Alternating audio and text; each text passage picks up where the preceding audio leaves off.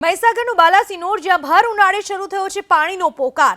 બાલાસિનોરના રાજપુરી દરવાજા ટેકરા વિસ્તારમાં લોકોને છેલ્લા 3 દિવસથી નથી મળી રહ્યું પીવાનું પાણી। 3 દિવસથી તરસ્યા લોકોને ના છૂટકે ટેન્કરનો સહારો લેવો પડી રહ્યો છે। કોઈપણ પ્રકારની જાહેરાત કર્યા વિના પાણી બંધ કરી દેવાતા લોકોમાં પ્રશાસન સામે ભારોભાર રોષ ભભૂકી ઉઠ્યો। સ્થાનિકોનો આરોપ છે કે દર ઉનાળે પીવાના પાણીનો કકળાટ સર્જાય છે। દરેક વખતે નેતાઓ તરફથી સમસ્યાના નિરાકરણના ઠાલા વચનો આપવામાં આવે છે, પણ 8 દિન સુધી સમસ્યાનું નિરાકરણ કેટલાક વિસ્તારમાં તો છેલ્લા 6 દિવસથી પાણી વિતરણ ઠપ છે। આ અંગે પાલિકાના ચીફ ઓફિસરનો સંપર્ક કરતા તેને મહી કેનાલનું પાણી ડાઉન થવા જવાના કારણે સ્થિતિ નિર્માણ પામી હોવાનું કહ્યું। ઉનાળામાં કાયમી કેનાલ શરૂ કરવા માટે રજૂઆત કરવામાં આવશે।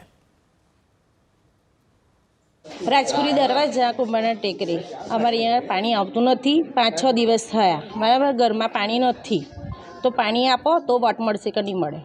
કોરોના સમયે અમારે ત્યાં ગટરનું પાણી આવતું હતું તો અમે નવી પાઇપલાઇન કરી, પણ ફોર્સ આવતો નથી।